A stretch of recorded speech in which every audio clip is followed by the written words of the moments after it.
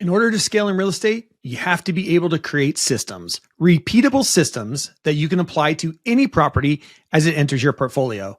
I find real estate investors come up with all sorts of systems, from lists on their phones to spreadsheets, or as my wife prefers, a notebook and pen.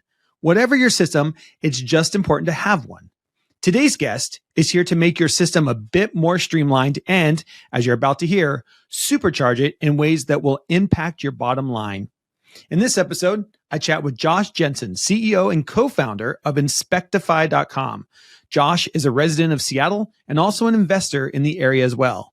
Today, we talk about Inspectify.com, the idea behind the platform, and how it can be tailored to investors in supporting your business. We also dive into his own real estate investing journey. You're not going to want to miss this episode. And by the end, like me, I'm sure you're going to want to set up your Inspectify account. If you ever wondered, I wish there was an app for that, well, today we bring the app to you.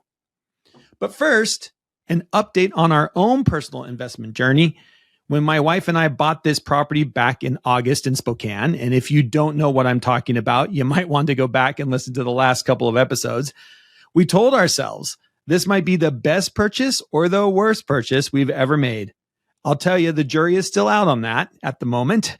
We get some good news on one aspect of the property, and then the next day we get some news that deflates us.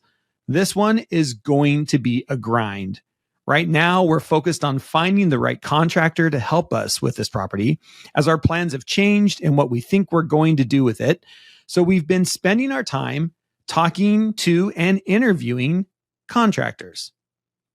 And that brings me to today's investor highlight.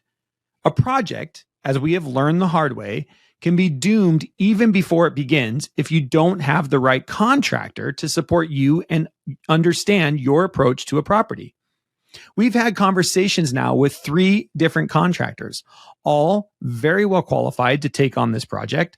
But there's one question that my wife and I like to ask that we have started to ask all contractors we interview. It's a simple question, really, and one that can tell you a lot. The question is simply, does this project excite you? It's a simple question that can save you time and energy later on. If a project doesn't excite you, that's okay. Just let me know up front. And in fact, we've had contractors who have told us that this current project doesn't really excite them, which is fine. We just need to know before we get started, before we're 4 months in and the relationship starts to fall apart because they're not excited about the project to begin with. No hard feelings, and we'll go back to those contractors for future projects. I just appreciate their honesty. You can even hear it in their voices. If you listen closely, you can tell if a contractor is into the project or if it's just another project. We want contractors to be as excited about the project as we are, to be in it with us, because something is going to go wrong, something is going to cost more than we thought, and something is going to need to be figured out. That's the nature of real estate rehabs, and having a great relationship with your contractor, knowing you're both in it to figure it out together, to overcome those obstacles together, makes all the difference. So take some time to ask this one simple question and see if it helps you in your next project. That brings me to today's great conversation with Josh, CEO and co-founder of Inspectify.com, a real estate investor, as we dive into Inspectify work, what a game changer for investors, and how technology continues to disrupt real estate investing in some very cool ways. Enjoy this great conversation. And with that, on with the show.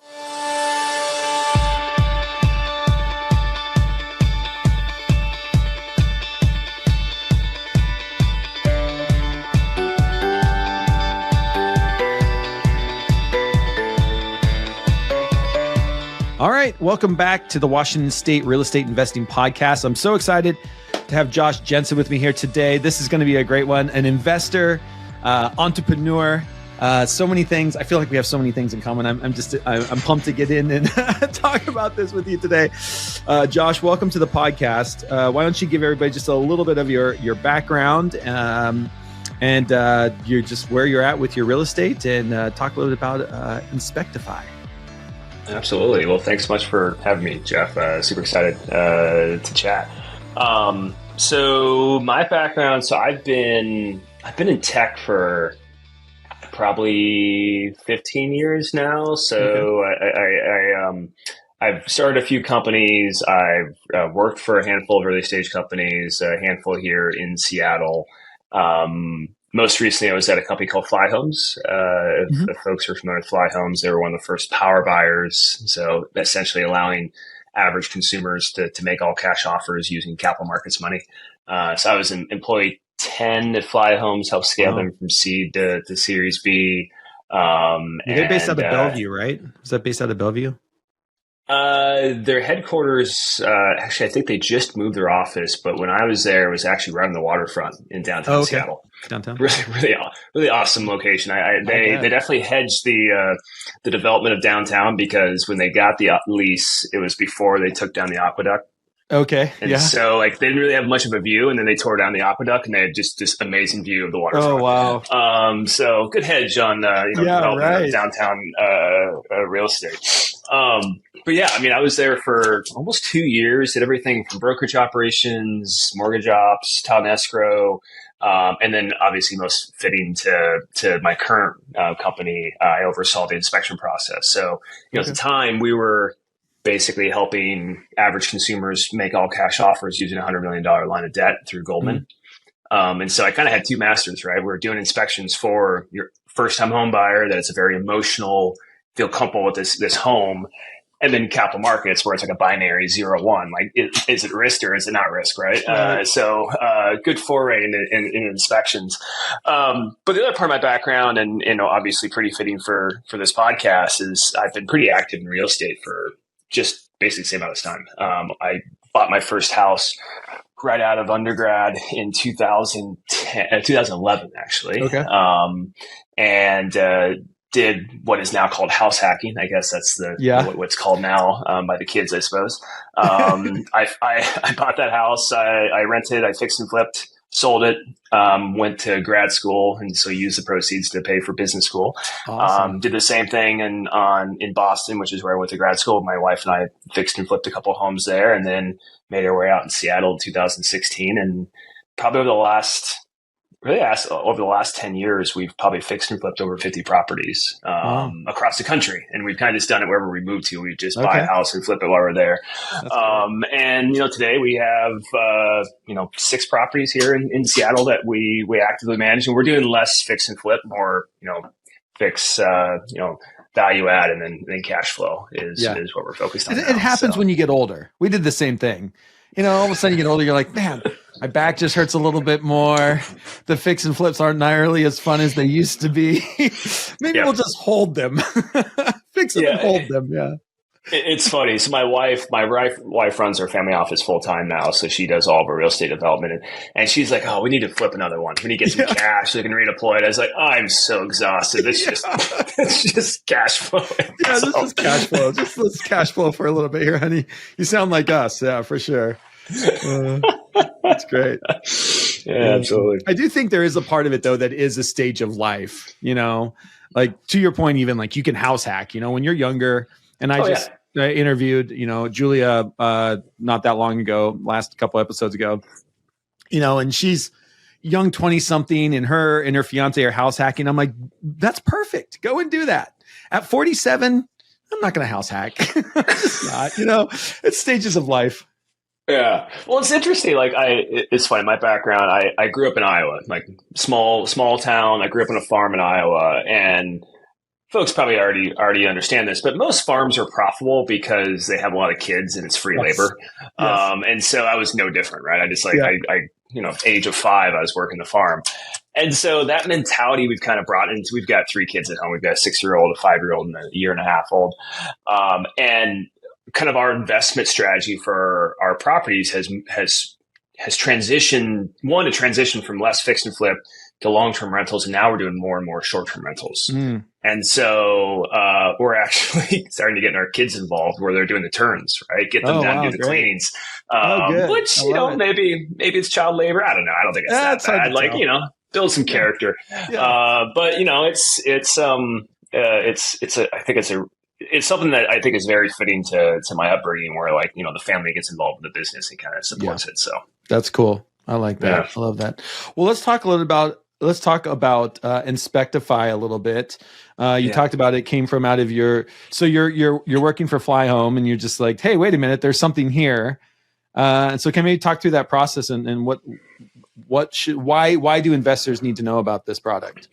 Yeah. So, as I was mentioning, I kind of had two masters, right? We had inspections needed for this consumer, which is very emotional almost in its decision, and then capital markets, Goldman, where it's like, is it risky or is it not risky? Yeah. And the reality is the underlying data needed to make both those decisions is the same. But the industry inspections are so fragmented, so unregulated, that it's nearly impossible for us at the Fly Homes at the time to be able to satisfy both needs. And add on top of that, at the time we were deploying capital in, I believe, 5 markets. And so I learned pretty quickly how painful it is to run inspections at any type of scale, right? And we weren't doing crazy scale at the time. Maybe 100 transactions a month is what we were doing. But I literally had a team of 5 people that just managed inspections. That's all they did. So like non-dollar generating, just like necessary evil. And it's like, man, if I could provide a mousetrap to make this easier, there's a lot of enterprise customers that would pay for this, right? But then like the overarching vision of what we're building is we see a home inspection and all the different variants of that inspection as the most complex and comprehensive data set that exists on homes today. And if you can find a way, if you could build a mousetrap that can structure that data, there's a ton of efficiencies you can drive both within the real estate transaction, but also the life cycle of that asset. If you could just simply structure it and then leverage it throughout it. Sure. And so that was the kind of initial thesis. Obviously, as I mentioned before, I've been doing real estate investing for over a decade. So I've read my fair share of inspection reports. I've gone through that process more than the average consumer or even investor.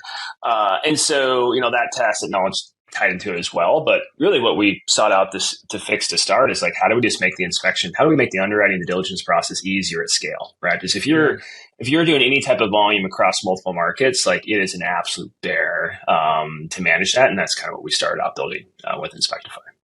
That's really cool. And so as part of this, so kind of walk me through the process. I'm an investor. I've found a property. I'm under contract. I need to get an inspection done. What do I do? Yeah. So, there's really 2 components of Inspectify, what we've built. So one, we have the largest network of licensed home inspectors in the US on our platform. So we have about 4,000 inspectors on our platform across the country. And so what that translates down, to put it simply, is we can get to basically any home in the US in under 48 hours. And so if you're an optimistic investor and maybe you're deploying capital in other markets besides the market you live in, like you've got a one-stop shop to say, hey, I'm going to look at investing in Alabama or Arkansas or the Midwest or the Southwest. You could come into Inspectify and boom, we can get there within a day or 2 and get your results back. The other powerful thing about the other component, I should say, about our platform is we built the entire tech stack that runs that entire experience, starting to kind of routing fulfillment. And so another huge pain point around inspections when it comes to acquisitions is getting access, right? Especially if it's like a 10 occupied property. Right, so we handle all that through software. You just give us the address and the stakeholders and we take care of everything else. So it allows us to get into the home quickly and be able to handle all the monotony of that coordination. But then we control the software that the inspectors use to complete these inspections. And that's probably the most profound part. So, when an inspector goes out to inspect this property, they're not using Microsoft Word or some desktop software built in the 1990s. They're using what we think is the most advanced inspection software that exists on the market today. And what that enables is, one, it's tailored to investors, right? We can tailor the scope of the inspection to what we know investors need. And we've built this knowledge because we work with individual investors, but some of our biggest customers are the publicly traded REITs, right? Like Invitation Homes, American Homes for Rent. They use us when they're doing underwriting. So we've built what we think is the best in class inspection scope that for investors. And then it doesn't matter if it's Inspector A or Inspector Z, or if it's a market 1 or market 10. The output, the report you get back will look the same every single time. Right. And so you can start to build a process, especially if you're doing volume as an investor, you can start to build a process and an underwriting guidelines on how you look at properties and truly compare them as apples to apples. Right. Because we know we know that single family homes and even multifamily, Right. like they're heterogeneous assets, right? Like they're not commoditized, they're not homogeneous. And so it's really important as an investor to remove as many variables as you can, because you know that the core asset is going to have variability. And so removing the variability in the inspection process, we think is essential to be able to build a good underwriting model. And we be able to do that with our software. And then the last thing, and this is really something we've just been scratching the surface on the last 6 months, is if you think about the use case of inspection, if you're an investor, you do an inspection. Why are you doing that inspection? What is the next step you take after that inspection? You're building a scope of work, right? You're taking that inspection report and translating that into cost data, so you can put that in your pro forma, your IR, whatever your equation you use. It needs a new roof. We need new gutters. We need a full wire job. Then you can start to process that out, right? Yeah. And so when we started working with investors a couple of years ago, we saw the same behavior in every single one of them. We give them this beautiful online report, and every single time they take that and then they pull up their spreadsheet and they start translating the results. Okay, the inspector said this, I need to budget this, right? We're like, this is so archaic and backwards. And so we built software for investors to be able to translate our inspection reports into a high fidelity scope of work. Wow. And so not only does it allow you to build that scope faster, you can also collaborate with your crews on that scope. Wow. And so some of our institutionals are shaving 2 to 3 days off the build time, or the start time, because everything's there. You send this to a contractor, it's got all the photos, it's got your notes, it's your pricing, everything's there. And so it's all about making that translation fast, but also, creating efficiency in terms of getting the property turned, because especially in today's environment with interest rates where they are, every day that property sits, it's costing you a lot of money. So speed is king and queen right now.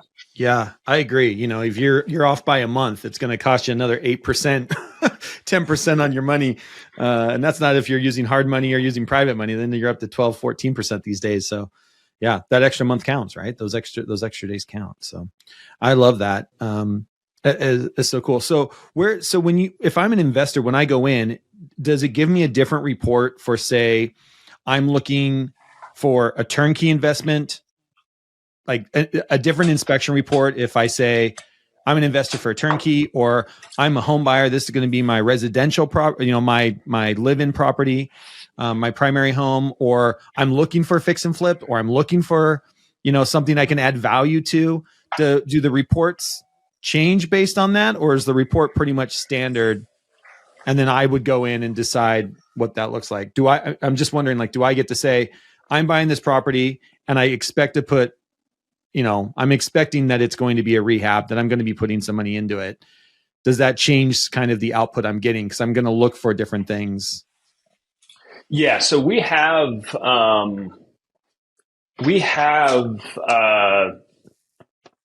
the ability to tailor the template to the use case, right? Okay. And so we have a base home inspection template for investors, and it has things that you would never see on a normal consumer inspection report, like window counts and door counts, things that are pretty material for you for building a scope of work, right? Right. And so you do have the ability to start with different base templates based upon what folks find, but you also have the ability to tailor that even further, right? Where you say, me as an investor, this is additional data, this is additional photos that I find pertinent and when I'm underwriting an asset, and we can tailor that and make it bespoke at the account level. Because when an investor comes to Inspectify, we have some that just go to inspectify.com and put an order in and book an inspection. But we are very much a B2B, an enterprise play business, where you can come, we do an onboarding, we get an account set up for you, and we can tailor that scope to fit what you need, to make sure we maximize the utility of the data that's being captured. Yeah. But to answer your question directly, yes, we have a base template for consumers, we have a base template for investors, and then we also do a ton of inspections that aren't necessarily a full-blown home inspection, right? We work with property managers. Whenever you have a tenant turn, we're doing move-in, move-outs, rent readies. Oh, wow. We're doing a lot of, not to make the podcast political, but a lot of blue states are starting to regulate how turns are done. Like City of Denver, if you have more than 10 properties, you have to inspect 10% of your properties every single year by a third-party inspector to make sure it's safe, functional, clean. Wow. City of Seattle is doing the same thing. Yeah. Atlanta, this is crazy. Atlanta, I think January 1st, you have to return the security deposit within 72 hours or you get fined. Wow. And so we're going to institutional PMs. They're like, we can't get the property turned that quickly to even understand them. I'm like, well, we can get it there in 30 hours. So we absolutely can. And so I think, that given that our platform is flexible, we can tailor to all these different use cases to support. And it's not just about the purchase for an investor perspective. Yeah. And I love that, because I'm just thinking to myself, I would want to, like, for me, I want a picture of the hot water tank. If it's got central heating and air, I want a picture of the outdoor unit. If I can't see it myself, I want to be able to have pictures to say, hot water tank is this old, or is it rusty, or can you see link spots on it? Same thing with an outdoor, central air or heating unit. Just what kind of shape is it in? And again, I think those are things you probably wouldn't see in a regular, if it was my primary home. They might tell you, but I want to see pictures of it. I need to know are these things. And I love your idea of like window count, right? Like that's another great one to be thinking about. Like, if I've got to replace the windows, how many windows am I talking versus exactly what that looks like? Yeah. Very, very cool. What do kind of the plans look like as you kind of continue to roll this out? I love the idea of getting into turns. I think that's a huge thing. Anything else you can share with kind of where you're headed? Yeah, I mean, if you think about, look, the elephant in the room is the current real estate market's very, very different now than it was 12 months ago, right? So, I mean, interest rates for 30-year fixed are now north of 8%, which, relatively speaking, is actually not that high, but comparative to like 2 years ago, a couple years ago, it's crazy, right? And so, if you think about our business, a year ago, 80% of our revenue was tied to real estate transaction, right? Working with institutional investors, individual investors, brokerages, and various, prop tech companies within the transaction. If you think about where we are today, it's inverted. About 20% of revenue is tied to the real estate transaction. The other 80% are tied to a much larger addressable market for us, which is, if you think about the entire life cycle of a single family home, the transaction is just one single small point of time that inspection is needed. But over that entire life cycle, there's hundreds, if not thousands of times where data is needed around the asset, and we can support that.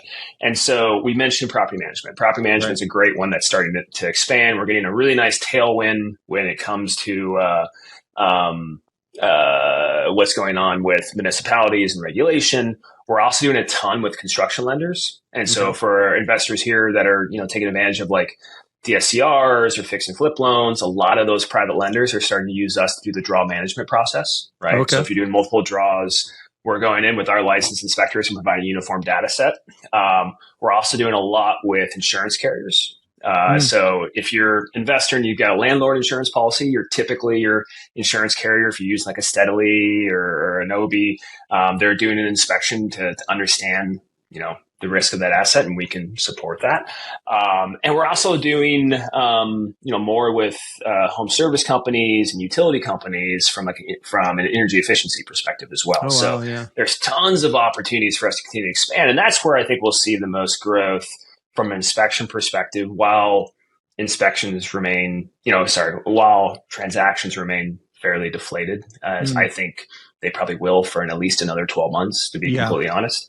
But then on top of that, like the next frontier of Inspectify is, I've been very transparent about this since we started the business, is we think the data we're capturing is really the true value of the enterprise as we do more and more of it. Like over the last 4 years, we've inspected over 80,000 homes, and we have a very structured and robust data set on those homes, right? And so we're starting to build machine learning and computer vision models now that allow us to, one, ingest, consumer, retail provided data to provide, programmatic insights, but probably more profoundly, be able to provide macro data on homes that maybe we haven't inspected. So let me give you an example. Like we could take, existing publicly available data like permit data or geospatial data like satellite images, and correlate that with the 80,000 homes that we've inspected, and be able to provide you a better source of truth before you even spend $1 on inspections, right? Wow. And we could tell you, hey, there's most likely you've got these issues in this asset. So before you even write that purchase and sale, like this is what you should be aware of. And it's great for us because one, data services is a much more repeatable revenue stream. But two, it allows our customers and future customers to be able to make smarter decisions and not say it's going to replace the inspection. Where I think Sure. at the end of the day, like inspection is still very much needed within all these different steps of the process, but allows you to defer the cost until you truly need it, right? Because like the average institutional investor inspects 4 homes before they buy one. Right. So their inspection cost isn't $400; it's $2,000, right? Yeah. per close. So yeah. There's a lot we can do to that. And we're at a point of scale in terms of data we capture that we can start to build some pretty profound stuff around that. Yeah, and I'm trying to think about what that would do for like an investor like me. If I'm going in, and help me like understand this a little bit. If I'm going in and like I buy this old house, I can come into the system, I can put in the address, and would even come back and say like, well, one thing to look for is homes in this area built at this time frame probably have a concrete sewer system. So make sure you check the sewer system, because we know that all the houses that we've inspected in this area built in 1908 probably have a concrete sewer system, and it's probably collapsed. Like, you need to know that going in. Exactly. And before I've ever spent $1, you can pretty much predict or have a good data set to say, we've done enough, we've inspected enough homes in this area in that time frame that we can tell you how they were kind of built. Exactly. Yeah. And I mean, honestly, that use case we already do today. Yeah. Because it's pretty straightforward. All we do is we pull permit records, which we do programmatically on all of our properties, and say, okay, if the house is older than 35 years or 40 years and there's no records to show the permits, the sewer system's been updated, one or two things are true. Either it's original and the materials used at that time is failing and you should definitely do a sewer scope. Yeah. Because it's not going to be covered during your normal inspection. Or 2, it was replaced, but it wasn't permitted, which means maybe it needs to be replaced again because it's done by, a classic example. We just, my wife and I just closed on a property yesterday here in the Seattle area. And, we did an inspection through Inspectify, and we did a sewer scope through Inspectify. And when we were doing the sewer scope, the line was completely blocked. It wasn't clogged. It was capped. Capped.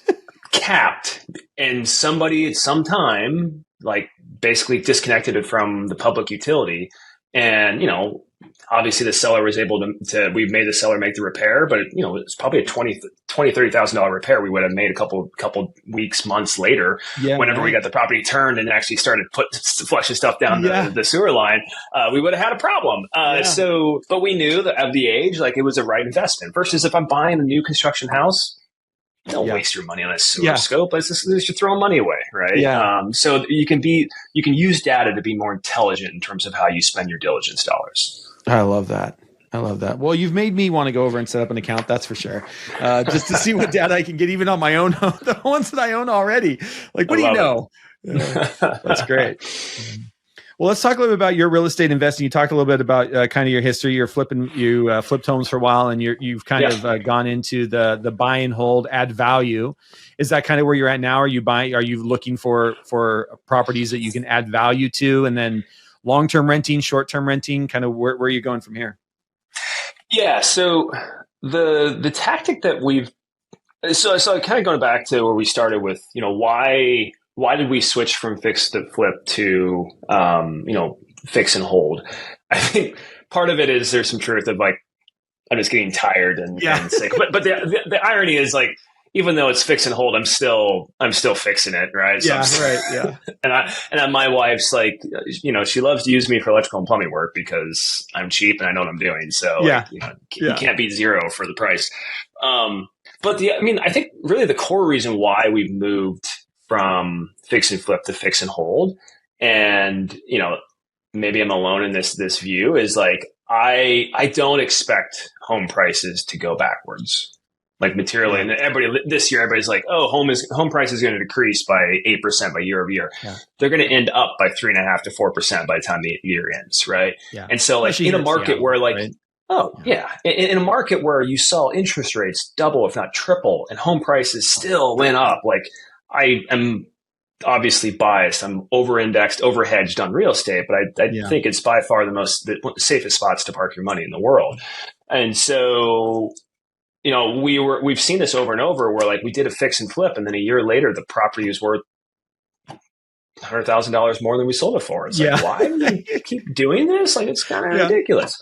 And so we've kind of moved to doing, holding properties more. But then in terms of the types of properties we're looking to acquire, we're looking for ones that have significant upside that maybe we don't have the capital, the resources to invest in today, but there's significant upside down the road. So the last 3 properties we purchased, all are double parcels, right? All can be developed to create either a DADU or a completely separate address as we develop it. Because, the land, like I always tell folks, like you can't create new land. Right. Like, land is a fixed asset. There's only so much of it out there. And so, like, holding on to land, I think, is the right investment. If you could do so and everything else pencils out, right? Right. So, like, that's been part of the thesis. And then the use of that asset has predominantly moved to short-term rentals. So we have 6 properties now. Only one of them is a long-term rental. Everything else we're doing purely short-term rentals. And honestly, and we like to invest in Seattle for a multitude of reasons. One, we know the market well. 2, like, we have a pretty lean, like we like to do the work ourselves from like a renovation perspective. So, it doesn't really make sense for us, to fly somewhere with my tools to work on something rather than like have something that's a mile or 2 miles away I can drive to it. And then this is going to get really kind of maybe off topic, but I actually think it's a great hedge for climate change. Like, there's very few spots that are as good as Seattle in terms of, like, if we still, like, don't get our shit together when it comes to, like, what's going on with climate change, like, Seattle's pretty well defensible there, right? Like, this is the best summer I've ever had in Seattle. Like, this summer was incredible. And it's like, give us another 10 years and we'll be SoCal, right? And so, that all being said, it's like, we want to keep investing in Seattle, and it's really, at least the Seattle area, and it's really hard to make the cap rates work if it's not a short-term rental. It's that simple, right? And are they all single-family homes? Are you? Yep. Yeah. We it's funny. We haven't really dabbled into multifamily yet. We keep talking about it. It's like, man, we should pick up an apartment building or something. But I don't know. There's something about, like, our sweet spot, both for fix and flip, and we do the same for our rentals, is like a 2-1 or a 3-1. Okay. Yeah. That's our sweet spot. And who are you finding on the short-term rental sides? Is it people just coming and going, or do you see any kind of just like clientele? Like, we have a short-term rental over in Spokane, and we get a lot of people it's a lot of contract workers. I don't think we've had a single person that was going to Spokane on vacation and rented our place, but we've had, people have gone there for funerals, or they've gone there for weddings, or we've have somebody now that rented it for a month because they're contract work. And so they're in there for a month doing some contract, and then they're out. And that's how we see our short-term rental being used. Is yours kind of that same way down in the areas that you are, or do you see vacation stuff? There's various uses. Like, so we've got a single family home. It's a 2-1. It's probably 2 miles from our house here in West Seattle. And that one is predominantly vacations or conferences, concerts, more folks come into Seattle for some type of work type of play. But it also changes by the time of year, right? Like, summer is typically always vacation. During the fall, winter, spring, we're seeing more work trips. Wow.